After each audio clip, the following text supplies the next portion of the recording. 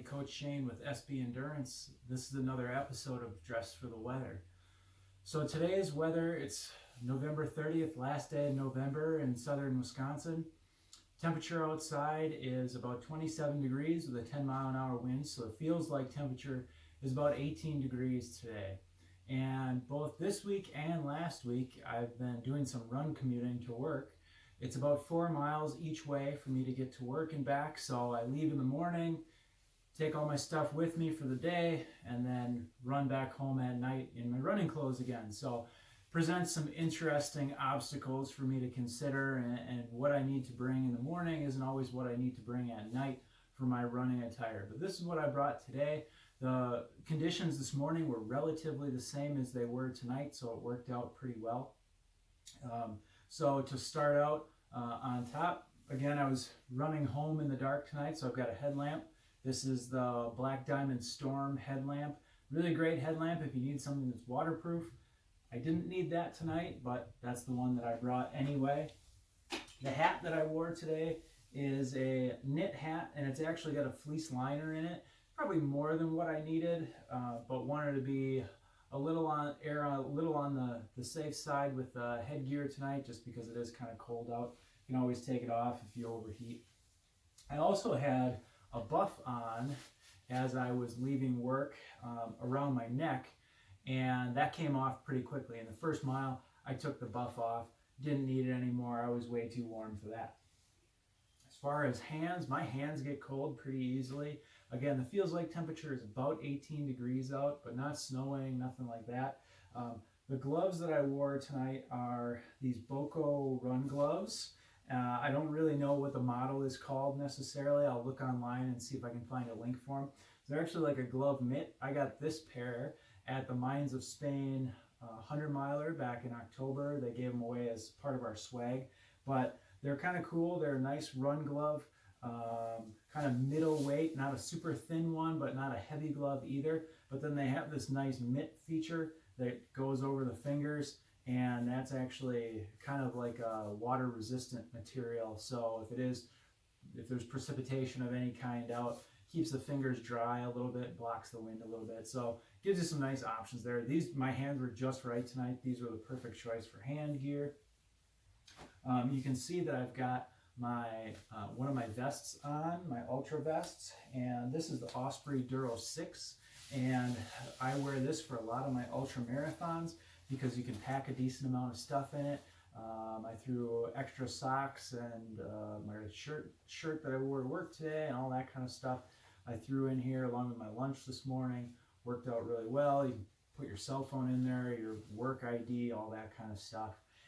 The other thing you want to consider if you're wearing a vest when you're running is they do hold in quite a bit more heat. So this helps keep you warm when it's colder out. And honestly, when I take it off now, I've just taken it off from coming inside. It is a little damp from me sweating. So that does add a layer of warmth there. And then this is a single layer run jacket that I wear. And it's water resistant, but it's not waterproof, but also acts as a nice windbreaker.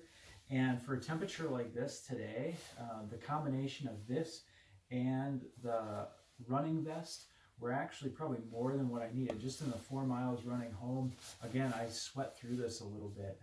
And I wasn't running super hard, but at a moderate to moderate high intensity, not quite a threshold level, but 7.5 minute miles, clipping right along, and enough to make me sweat with this on. So, and then for my base layer, this is just a single layer tech material shirt and no insulation factor, really just a long sleeve tech material, and I sweat in this as well. So this was more than enough on top with the combination of those other things. If it was a training run, or if I was running harder, I probably wouldn't have needed all that. Probably just this and the jacket would have been more than enough. The warmth of the vest was a little more than what was really necessary tonight.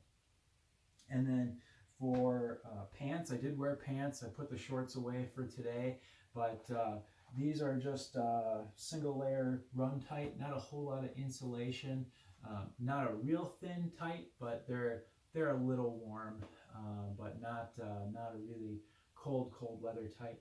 and then I just have a single base layer shorts on underneath, and still just a single pair of socks. I've got mud gear socks on tonight. A lot of times I wear it in gingies, but still only a single sock, not a wool blend or anything like that, just a standard trail sock along with my Hoka running shoes, my regular road shoes. So that's what I wore today.